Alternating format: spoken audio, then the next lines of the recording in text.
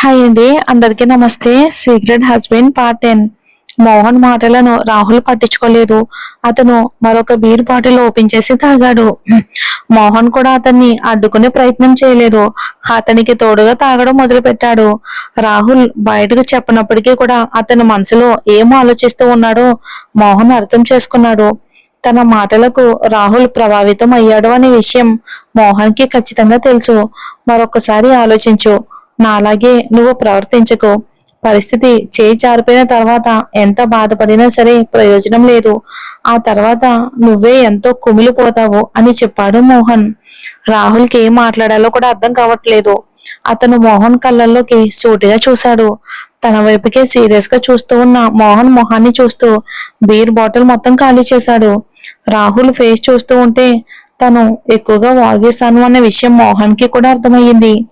రే మామా, ఈ రోజు చాలా ఎక్కువైపోయింది, ఇక చాలే, నిన్ను ఇంటి దగ్గర డ్రాప్ చేస్తాను. ఎక్కడికి తీసుకెళ్ళమంటావు అని అడిగాడు మోహన్. మీ ఇంటికి వెళ్దాం అని మరో ఆలోచన లేకుండా చెప్పాడు రాహుల్. బాటిల్లో ఉన్న ఆ కాస్త బీరు కంప్లీట్ చేసిన తర్వాత రాహుల్ని తీసుకుని తన ఇంటికి బయలుదేరిపోయాడు మోహన్. రాహుల్ కూడా ఏదైనా గట్టి నిర్ణయం తీసుకోవాలి అని ఆలోచన చేస్తూ ఉన్నాడు. ఆ సమయంలో పల్లవి తన ఎమోషన్స్ ని కంట్రోల్ చేసుకుంది. ఆమె అప్పటికే బాగా రెస్ట్ తీసుకోవటం వలన ఇక పనిలో పడాలి అని భావించింది. రాహుల్ మనసులో తన స్థానం ఏంటో ఆమెకు అర్థమయ్యింది.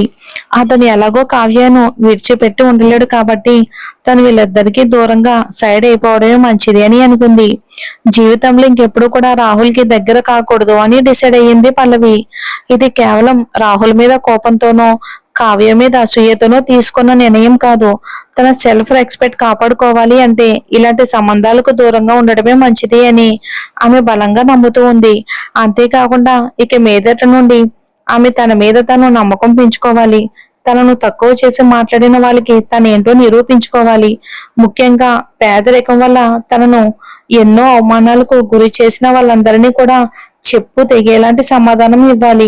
కాబట్టి పరిస్థితులకు లొంగిపోకూడదు అని డిసైడ్ అయ్యింది పల్లవి. ఈ లోకంలో తనకంటూ ఎవరూ లేరు అని అనుకుంటున్న సమయంలో ఆమె కడుపులో ఒక పాప ఉందన్న సంగతి ఆమెకి తెలిసింది. ఆమెకంటూ అమ్మమ్మ కూడా ఉంది కాబట్టి వీళ్ళిద్దరే ప్రపంచంగా బతకాలి అని డిసైడ్ అయ్యింది పల్లవి. వాళ్ళను కాపాడుకోవడానికి, వాళ్ళకు ఒక అండగా నిలవడానికి తను దృఢంగా ఉండాలి అని తను భావించింది. ప్రస్తుతం ఆమె ఎవరినైనా ఎదుర్కోవటానికి, ఎలాంటి సిచ్యువేషన్ల నుండైనా బయటపడడానికి సిద్ధంగా ఉంది. ఆ రోజు సోమవారం. కంపెనీలో అందరూ కూడా చాలా బిజీగా ఉన్నారు. పల్లవి కూడా పనిలో పడిపోయింది కాబట్టి పూర్తిగా బిజీగా మారిపోయింది. ఆమె తన పనులు ముగించుకున్న తర్వాత ఆఫీస్ లో నుండి ఇంకా బయటపడలేదు. రాహుల్ మరొక అసిస్టెంట్ కార్తిక్ కు అన్ని విషయాలు వివరంగా చెప్తుంది పల్లవి. రాహుల్ అలవాట్లేంటి, అతని లైఫ్ స్టైల్ ఎలా ఉంటుంది, ఇలాంటి డీటెయిల్స్ అన్ని కూడా పల్లవి చెప్తూ ఉంటే కార్తిక్ అయోమయంగా వింటూ ఉన్నాడు. సడన్ గా పల్లవి ఇవన్నీ తనకి ఎందుకు చెప్తూ ఉందో అతనికి అర్థం కావట్లేదు. తన వర్క్ వదిలేసి పల్లవి వెళ్ళిపోతుందేమో అన్న అనుమానం కూడా కలిగింది. కానీ అతను అడిగే ధైర్యం చేయలేదు. అంతేకాకుండా అతను ఒక సాధారణ అసిస్టెంట్. అలాంటి అతనికి ఆమె కంపెనీ సీఈఓ లైఫ్ స్టైల్, అతని అలవాట్ల గురించి చెప్పడం, దాని వెనుక కారణం ఏంటి అని ఆలోచనలో పడ్డాడు కార్తీక్. అడగాల వద్దా అని అనుకుంటూనే పల్లవిని అడగడానికి అతను సిద్ధమయ్యాడు. అయితే అతను ఏదో అడిగే లోపే ఫోన్ మోగింది. రాహుల్ పల్లవికి ఫోన్ చేసి వెంటనే తన క్యాబిన్ కి రమ్మని చెప్పాడు. రిసీవర్ పెట్టేసిన తర్వాత పల్లవి తన బ్యాగ్ లో ఒక డాక్యుమెంట్ పెట్టుకుని నేరుగా రాహుల్ క్యాబిన్ కి వెళ్ళింది. డోర్ ఓపెన్ చేసుకుని రాహుల్ ముందుకు వెళ్లి నిలబడింది పల్లవి. అప్పటికీ కూడా ఆ గదిలో మార్కెటింగ్ మేనేజర్ ఇంకా రాహుల్ తో ఏదో మాట్లాడుతూనే ఉన్నాడు. అందువల్ల పల్లవి మౌనంగా ఒక వైపుకు నిలబడి వాళ్ళిద్దరు డిస్కషన్ పూర్తయ్యే వరకు అక్కడే వెయిట్ చేస్తూ ఉంది. తను చెప్పాల్సింది పూర్తయిన తర్వాత మార్కెటింగ్ మేనేజర్ అక్కడ నుండి వెళ్ళిపోయాడు. ప్రస్తుతం ఆ గదిలో పల్లవి రాహుల్ మాత్రమే ఉన్నారు. రాహుల్ పల్లవిని సీరియస్ గా చూస్తూ తన దగ్గరికి రమ్మని పిలిచాడు. ఆమె అతని డెస్క్ దగ్గరికి వెళ్ళిన వెంటనే రాహుల్ తన డెస్క్ లో నుండి ఒక ఫైల్ తీసి పల్లవి ఎదురుగా పెట్టాడు. ఆ డాక్యుమెంట్స్ క్లియర్ గా చదువు. నీకు ఏదైనా అబ్జెక్షన్ ఉంటే చెప్పు, నీకు ఇంకేమైనా కావాలైనా సరే నిర్మోహమాటంగా అడుగు అని చెప్పాడు రాహుల్. తన ఎదురుగా ఉన్న డాక్యుమెంట్స్ టైటిల్ చదివింది పల్లవి. వాటి మీద విడాకుల పత్రం అని రాసి ఉండడం చూసి ఆమె గుండె బద్దలయ్యింది. అయినప్పటికీ ఆమె ఏమాత్రం ఆశ్చర్యపోలేదు. ఏదో ఒక రోజు తనకు రాహుల్ విడాకులు ఇస్తాడు అనే విషయం ఆమెకు బాగా తెలుసు. అంతేకాకుండా ఈ విడాకుల కోసం ఆమె ముందుగానే సిద్ధంగా ఉంది. కానీ తనకు ఎందుకు బాధగా ఉందో మాత్రం ఆమెకు అర్థం కావట్లేదు. ఒకసారి ఆ విడాకుల పేపర్ల మీద సంతకం చేస్తే ఇక తనకి రాహుల్కి మధ్య అన్ని సంబంధాలు తొలగిపోతాయి అనే విషయం ఆమెకు బాగా తెలుసు. అతని జ్ఞాపకాలతో కూడా ఆమె ఉండే ప్రసక్తే లేదు. అతను తనను సులువుగానే మర్చిపోతాడు అని భావించింది పల్లవి. ఈ రోజు ఆఫీస్ పని అయిపోతుంది కాబట్టి నువ్వు టైం తీసుకుని వీటన్నిటిని క్లియర్ గా చదువు అని మరోసారి చెప్పాడు రాహుల్. అతని మాటలకు ఉలిక్కిపడి ఈ లోకంలోకి వచ్చింది పల్లవి. అతను చెప్పినట్టుగానే మారు మాట్లాడకుండా అతని ఎదురుగా కూర్చుని విడాకుల పత్రాన్ని కేర్ఫుల్ గా చదవటం మొదలుపెట్టింది. ఆ పత్రాలను చూస్తూ ఉంటే ఆమెకు కన్నీళ్లు వస్తూ ఉన్నాయి. ఆ కన్నీళ్లను ఆపుకోవటానికి ఆమె కనుబొమ్మలు రెపరెపలాడిస్తూ ఉండిపోయింది. భరణం కింద రాహుల్ పల్లవికి చాలా పెద్ద అమౌంట్ ఇస్తున్నాడు. ఆమె కోసం 2 బంగ్లాలు, 2 కోట్ల రూపాయలు ఇస్తున్నాడు. తమను వదిలించుకోవటానికి అతను అంత ఆతృత పడుతూ ఉన్నాడా అని ఆమె మనసులో అనుకుంటూ తీవ్రంగా బాధపడుతూ ఉంది. ఆ తర్వాత ఆ విడాకుల పత్రాల మీద సంతకం చెయ్యాలి అని నిర్ణయించుకుంది పల్లవి. మరోవైపు రాహుల్ పల్లవిని కనురెప్ప వేయకుండా చూస్తూ ఉన్నాడు. ఆమె విడాకుల పత్రాలను అంత సీరియస్ గా చదువుతూ ఉంటే అతనికి కూడా బాధగా అనిపించింది. ఆమెను ఓదార్చడానికి అతను ప్రయత్నిస్తూ, విడాకులు ఇవ్వాలని నేను కూడా అనుకోవడం లేదు, కానీ కావ్య పరిస్థితి ఏమాత్రం బాగలేదు. ఆమె ఎక్కువ కాలం ఎదురు చూడలేదు, అందుకని అని తన కారణాలు చెప్పడానికి అతను ప్రయత్నించాడు. నేను అర్థం చేసుకోగలను అని అతని మాటలకు అడ్డుపడుతూ చెప్పింది పల్లవి. అతని వైపు ఆమె చూడగానే ఆమె కళ్ళల్లో కనిపించిన అమాయకత్వం అతన్ని కట్టిపడేసింది. నేను ఈ అగ్రిమెంట్ మీద సైన్ చేయలేను అని తలదించుకుని మెల్లగా చెప్పింది పల్లవి. అది వినగానే ఎందుకనో రాహుల్ కోపం తెచ్చుకోకుండా చాలా రిలాక్స్ గా ఫీల్ అయ్యాడు. అతనికి ఇప్పుడు చాలా ఆనందంగా అనిపిస్తూ ఉంది. తన గుండెల్లో గుచ్చుకున్న ఏదో ముళ్ళును ఎవరో తీసి పడేసినట్టు అతనికి అనిపించింది. హాయిగా ఊపిరి పీల్చుకున్నాడు రాహుల్. అయినప్పటికీ కూడా తన సంతోషాన్ని బయట పెట్టకుండా, ఏమైంది, ఎందుకు నువ్వు ఈ విడాకుల పత్రం మీద సంతకం ఎందుకు చేయవు అని ప్రశ్నించాడు రాహుల్. పల్లవి తన ఎమోషన్ కంట్రోల్ చేసుకోవటానికి తీవ్రంగా ప్రయత్నిస్తూ ఉంది. ఆమె కన్నీళ్లను బలవంతంగా ఆపుకుంటూ రాహుల్ని చూసి నవ్వుతూ, విడాకులు వద్దు అని నేను చెప్పడం లేదు, కానీ మీరు ఇస్తానన్న ఈ డబ్బు, బంగ్లాలు నాకు అవసరం లేదు, వీటిని నేను తీసుకోలేను అని చెప్పింది పల్లవి. ఆ తర్వాత ఆమె ఇంతకు ముందే రెడీగా పెట్టుకున్న విడాకుల పత్రాలను తన బ్యాగ్ లో నుండి తీసి రాహుల్ ముందు పెట్టింది. వాటి మీద ఆమె అప్పటికే సంతకం చేసి ఉంచింది. ఆ విడాకుల పత్రాల మీద ఎలాంటి టర్మ్స్ అండ్ కండిషన్స్ లేవు. తమ విడాకులు పూర్తయిన తర్వాత ఆమె ప్రస్తుతం ఉంటున్న బంగ్లా నుండి నిశ్శబ్దంగా వెళ్ళిపోతుంది. ఆ బంగ్లాలోని ఇక ఒక్క ఐటెం కూడా ఆమెకు అక్కర్లేదు. అతని నుండి ఎలాంటి ఆస్తి కూడా ఆమె ఆశించడం లేదు. కేవలం వాళ్ళిద్దరూ భార్యాభర్తలుగా విడిపోవటం మాత్రమే ఆమె కోరుకుంటూ ఉంది. అలాగని పల్లవికి గర్వం తలకెక్కిందని కాదు. ఆమెకు ప్రస్తుతం ఫైనాన్షియల్ కూడా డబ్బులు ఎంతో అవసరం ఉంది. ఆమె కడుపులో ఉన్న బిడ్డకు కూడా డబ్బులు అవసరపడతాయి. కానీ ఈ పెళ్లిని ఆమె డబ్బుతో కలవలేదు, ప్రేమతో కొలిచింది. కాబట్టి ఈ పెళ్లి ఒక వ్యాపారంగా మారటం ఆమెకి ఇష్టం లేదు. విడాకుల బదులు డబ్బులు తీసుకోకూడదు అని గట్టిగా నిర్ణయించుకుంది పల్లవి. రాహుల్ విడాకుల పత్రం ఇవ్వకముందే మన పల్లవి విడాకుల పత్రం మీద సైన్ చేసి తీసుకొచ్చిందన్నమాట. అది సెల్ఫ్ రెస్పెక్ట్ ఒక ఆడదానికి ఉండేది. ఇక అంతేకాకుండా ఆ కంపెనీలో ఆమెకు మంచి శాలరీ కూడా వస్తుంది. ప్రస్తుతం ఆమెకంటూ చిన్న ఫ్లాట్ కూడా ఉంది. దాంతో పాటుగా వాళ్ళ అమ్మమ్మ ట్రీట్మెంట్ కి కావలసిన డబ్బులు కూడా ఆమె కొంతవరకు దాచుకుంది.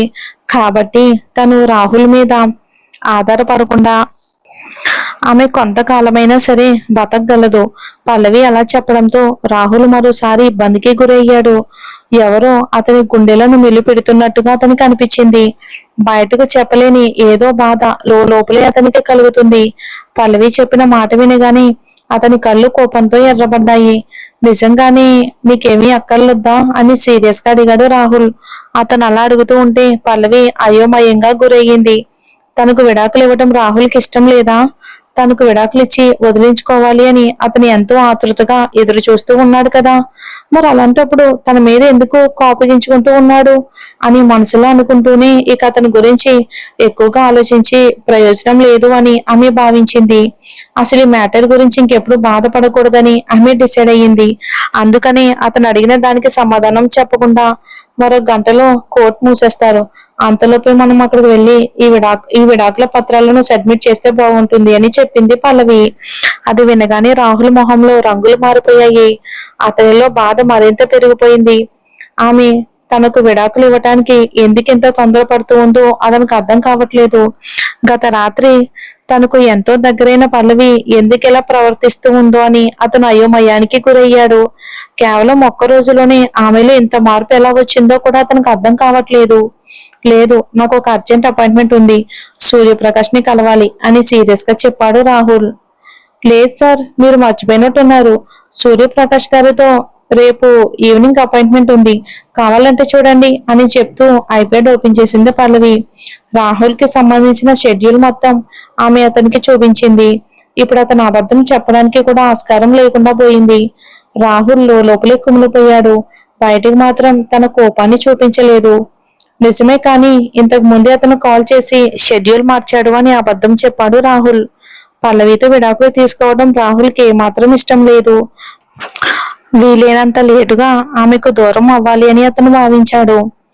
అవునా, సరే అని అయోమయంగా చెప్పింది పల్లవి. ఇంకేం ప్రశ్న ఆమె అడగలేకపోయింది. నాతో చెప్పాల్సింది ఇంకేమైనా ఉందా? ఒకవేళ లేదు అంటే నువ్వు ఇక వెళ్ళొచ్చు అని చెప్పాడు రాహుల్. నిజానికి అతను ఆమెతోనే ఉండాలి అని అనుకుంటూ ఉన్నప్పటికీ కూడా ఆమె తనకు విడాకులు ఇవ్వడానికి ఇలా తొందరపడుతూ ఉండడంతో అతను తట్టుకోలేకపోతున్నాడు. అందుకని ఆమెను అక్కడి నుండి పంపించేయాలి అని అతను ఫీల్ అవుతూ ఉన్నాడు. పల్లవికి దూరం అవటం అతనికి ఎందుకింత ఇబ్బందిగా అనిపిస్తూ ఉందో అతనికి అర్థం కావట్లేదు. పల్లవితో అతనికి మ్యారేజ్ అయ్యింది, కానీ అది కేవలం కాంట్రాక్ట్ మ్యారేజ్ మాత్రమే. మరి అలాంటప్పుడు ఆమెతో ఎమోషనల్ కనెక్షన్ ఎందుకు ఏర్పడిందో కూడా అతనికి అర్థం కావట్లేదు. మరోవైపు తనను అసహ్యంగా చూస్తూ ఉన్న రాహుల్ని చూస్తూ ఉంటే పల్లవికి విపరీతమైన దుఃఖం కలిగింది. కత్తులతో ఎవరో తన హృదయాన్ని ముక్కలు చేస్తూ ఉన్నట్టుగా ఆమెకు అనిపించింది. అతను ఇప్పటికీ కూడా తనను బాధ పెడుతూ ఉండటం ఆమె తట్టుకోలేకపోతూ ఉంది. వీలైనంత తొందరగా అతనికి విడాకులు ఇచ్చి అతనికి దూరం అవ్వాలి అని ఆమె అనుకుంది. అతను ఇంకెప్పుడు కలుసుకోకపోతే అప్పుడు అతన్ని మర్చిపోవటం కూడా చాలా సులభం అవుతుంది అని ఆమె ఫీల్ అయ్యింది. పల్లవిని అక్కడి నుండి వెళ్ళిపోమని రాహుల్ చెప్పిన వెంటనే ఆమె లేచి నిలబడింది. ఆ గదిలో నుండి వెళ్ళిపోతూ ఉండగా ఆమెకేదో గుర్తుకు వచ్చి వెంటనే తన బ్యాగ్ లో నుండి మరొక డాక్యుమెంట్ తీసి రాహుల్కి ఇచ్చింది. సార్, ఇది నా రాజీనామా, నేను నా జాబ్ కి రిజైన్ చేస్తున్నాను అని సీరియస్ గా చెప్పింది పల్లవి. ఆ డాక్యుమెంట్ ని అతను తీసుకోలేదు. ఏంటి, జాబ్ కి రిజైన్ చేస్తున్నావా? అసలు నీకు బుద్ధుందా? ఒకప్పుడు జాబ్ కావాలి అని నువ్వే కదా నా కాళ్ళ మీద పడ్డావు. నీకు నా కంపెనీలో పని చేసేందుకు అవకాశం ఇచ్చాను, అలాంటిది ఇప్పుడు నీ ఇష్టం వచ్చినట్టు ప్రవర్తిస్తావా? చెప్పా పెట్టుకున్న జాబ్ మానేయడం ఏంటి? ఇది ఆఫీస్ అనుకున్నావా లేదా కూరగాయల మార్కెట్ అనుకున్నావా అని ఒక్కసారిగా ఫైర్ అయ్యాడు రాహుల్. అతను ఎందుకలా తన మీద కోపం పెంచుకున్నాడు అనేది అర్థం కాని పల్లవి మాత్రం కన్నీళ్లు పెట్టుకుంది. అతనికి వివరించి చెప్పాలి అని ఆమె ప్రయత్నించింది, కానీ అతను గొంతు చించుకుంటూ వరుస్తూ ఉన్నాడు. ఇక్కడ నుండి వెళ్ళిపో అని కోపంగా అరిచాడు రాహుల్. అతను తనను ఇంకెప్పటికీ చూడకూడదు అని అనుకున్నట్టు పల్లవి అర్థం చేసుకుంది. అందుకే మరో మాట మాట్లాడకుండా అక్కడి నుండి వెళ్ళిపోయింది. ఆమె ఆ గదిలో నుండి బయటికి వచ్చిన వెంటనే ఏదో పగిలిన శబ్దం వినిపించింది. ఏం జరిగిందో తెలుసుకోవాలి అని పల్లవి అనుకుంది, కానీ వెనక్కి తిరిగి చూసే ధైర్యం చేయలేకపోయింది. విడాకులు తీసుకున్న తర్వాత కూడా రాహుల్ తన కంపెనీలో పని చేయాలి అని కోరుకుంటూ ఉన్నాడా ఏంటి? తన మనసును ముక్కలు చేయడానికి అతను ప్రయత్నిస్తూ ఉన్నాడా? మాజీ భార్యను తన అసిస్టెంట్ గా పెట్టుకుని ఏ మగాడు మాత్రం ఆఫీస్ లో ఉండగలడు? రాహుల్ ఎందుకిలా విచిత్రంగా ప్రవర్తిస్తూ ఉన్నాడు అని అనుకుంటూ పల్లవి ఆశ్చర్యపోయింది. రాహుల్ ప్రవర్తన ఆమెకు చాలా చిత్రంగా అనిపించింది. మరుసటి రోజు ఊహించని సంఘటన ఎదురవటం వలన రాహుల్ చాలా బిజీగా మారిపోయాడు. ఎంతో కాలం నుండి ఎదురు చూస్తూ ఉన్న ఒక విదేశీ ప్రాజెక్టు ఒక్కసారిగా ఇప్పుడు వచ్చి పడింది. కాబట్టి ఆ ప్రాజెక్ట్ ని కంప్లీట్ చేయటంలో అతను బిజీ అయిపోయాడు. బ్రాంచ్ ఆఫీస్ కి వెళ్లి అతను పర్సనల్ గా ఈ ప్రాజెక్ట్ డీటెయిల్స్ తెలుసుకోవాలి అనుకున్నాడు. అందుకని అతను బిజినెస్ ట్రిప్ మీద విదేశాలకు వెళ్లాల్సి వచ్చింది. ఒక 4 రోజుల పాటు అతను ఇదే పని మీద బిజీగా ఉంటాడు. మరో 4 రోజుల వరకు అతని కోసం ఎదురు చూడటం పల్లవికి ఏమాత్రం ఇష్టం లేదు. ఈ 4 రోజులు ఆమెకు 4 యుగాలుగా అనిపించింది. 4వ రోజున ఆమె రాహుల్ ఆఫీస్ కి ఆతృతగా వెళ్ళింది. ఆఫీస్ కి వెళ్ళిన వెంటనే ఆమె ఏదో చెప్పాలి అని అనుకుంది, కానీ అంతలో అక్కడికి ఆదిత్య వచ్చాడు. అతను వస్తూనే ఒక ఇంపార్టెంట్ విషయం చెప్పాలి అని రాహుల్ తో చెప్పాడు. ఏదైనా ముఖ్యమైన పని ఉంటేనే తప్ప ఇలా మధ్యలో కల్పించుకుని చెప్పడు. కాబట్టి పల్లవి ఇక ఆ క్యాబిన్ లో నుండి బయటికి వెళ్ళడానికి సిద్ధమయ్యింది. కానీ రాహుల్ మాత్రం ఆమెను అదే క్యాబిన్ లో ఉండమని ఆదేశించాడు.